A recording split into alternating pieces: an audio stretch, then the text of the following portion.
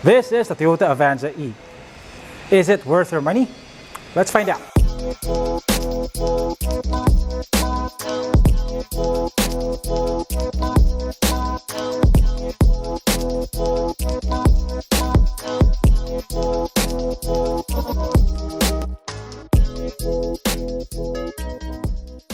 So like the Toyota Raize, the Avanza is also based on the DNGA platform. D stands for Daihatsu because the Avanza is based on the Daihatsu Xenia. Now if you don't know yet, Daihatsu is a subsidiary of Toyota, and a lot of Toyota vehicles here like the Toyota Rush and the Toyota Wigo are all based on Daihatsu vehicles. The new Avanza is different from the old one in one very important way. It is now based on a unibody chassis. It's no longer based on a ladder frame chassis. And it's now front-wheel drive. So driving this would be more like driving a crossover now and less like driving a truck. I think the most welcome change here as far as styling goes is that it now gets a single headlamp assembly per side. The old Avanza had 4 headlights, which reminded me of this. The new one is definitely a significant improvement. So it gets this massive grille which looks like a cheese grater. The headlamps are LEDs on the E, and it also gets halogen fog lamps. So this is bigger than the old Avanza. It is 195 millimeters longer, 70 millimeters wider, and the wheelbase is 95 millimeters longer. As far as styling goes, it looks a lot less rounded now. The lines here are pretty sharp. You get this sharp shoulder line that runs from the back all the way to the front. You get repeaters on the side mirrors. You don't get roof rails. It gets 15-inch wheels. At the front it gets disc brakes, and at the back it gets drum brakes. So one more thing that's different is that it now gets a 5-hole lug nut pattern. The old one had 4 lug nuts. This one has 5. So your wheels on the old Avanza are not going to fit here. So it gets LED tail lamps, and it gets a manual liftgate. Space here is actually pretty good with the third row seats up. You get this much space. And as you can see, I can fit my camera bag, which is pretty big. And I also have my gimbal casing over here. With all the seats folded, you have an almost flat loading surface.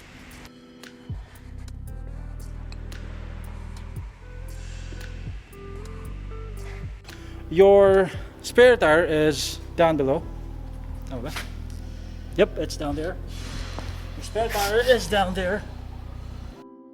The new Avanza gets coil springs at the back and a torsion beam suspension.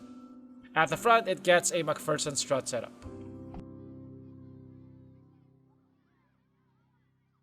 So you have 2 engine options for the new Avanza, which are the same engine options for the Vios.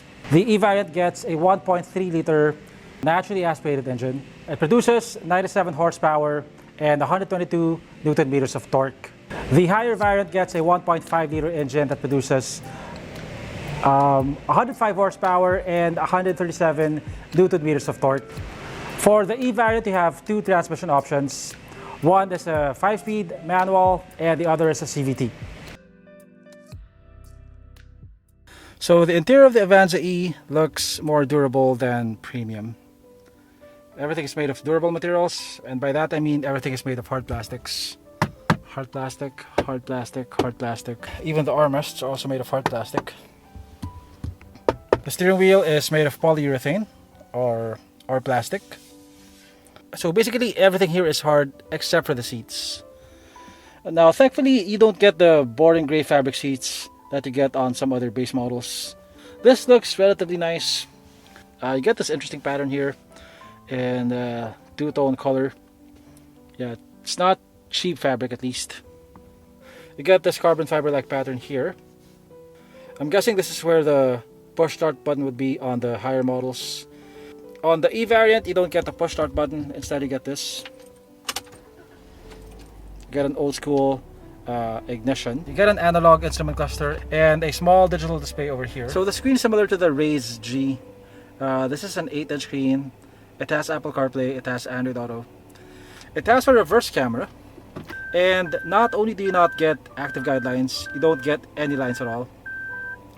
Toyota totally did away with the lines. In terms of storage, you have some storage over here for your phone. You have some storage over here for coins, I guess. The glove box is decently sized. I'm not sure if I can call this storage. I mean, I guess if you're parked, you can put stuff there. You get 2 cup holders on each side, and they're both right next to the air vents. One over here, and another one over there. You get space here for water bottles. Surprisingly, you get power folding side mirrors. The seats are manually adjustable, of course. You don't get height adjustment. You can only move it forward and back, and you can adjust the recline angle. I have about 3.5 to 4 inches of headroom. I'm 5'8". You get automatic climate control. It's single zone. The steering wheel feels very light. This has electronic steering like the Toyota Raize. You get buttons here for your infotainment screen. You don't get cruise control. As far as connectivity goes, you get one USB port over here and one 12-volt outlet over here. Yeah, so you don't really get a lot of toys here. It looks and feels like a base model in here, which it technically is. This is the cheapest automatic variant. So the new Avanza is bigger than the old model, and you get to really appreciate that here at the second row. You have a lot of legroom. I have about 4 inches of headroom. So like at the front, everything here is made of hard plastic as well. Hard plastic, hard plastic, hard plastic. Over here you got 2 USB ports and some storage down here. Air vents at the top, and your fan controls up here. So the second row seat tumbles forward for easier access.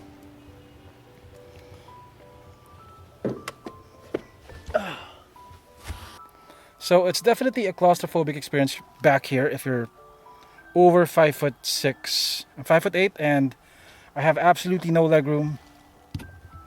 Yeah, my head is also brushing against the roof. So yeah, for kids or smaller adults, but if you're over 5'6", I don't think you'd be very comfortable here. You got 2 cup holders over here and 2 over here, and you also get a 12-volt outlet. In terms of safety features, the Avanza E has the basic stuff covered. It has dual SRS airbags, it has ABS, traction control, stability control, hill start assist, it has rear parking sensors, and a reverse camera.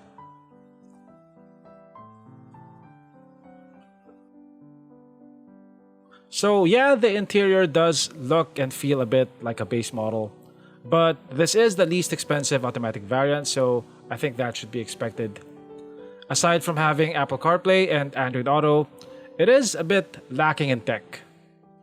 But again, I think that should be expected at its price.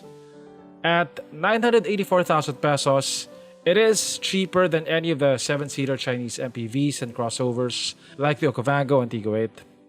So you can't really compare the Avanza directly. And compared to other Japanese MPVs like the Ertiga, the Avanza is not lagging behind in terms of features and in terms of pricing.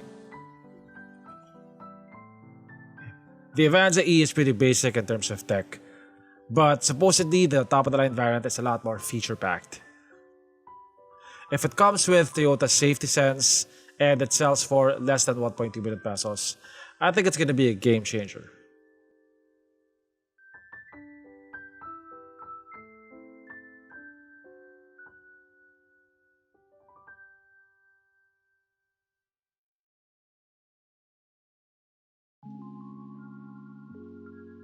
Reviewers tend to put a lot of weight on features, on value for money, which is reasonable.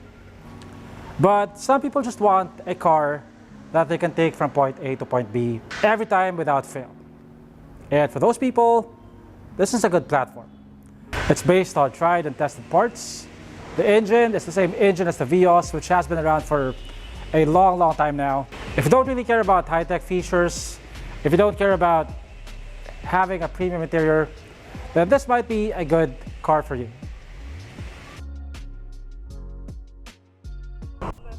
Thanks for watching, and I'll see you on my next video.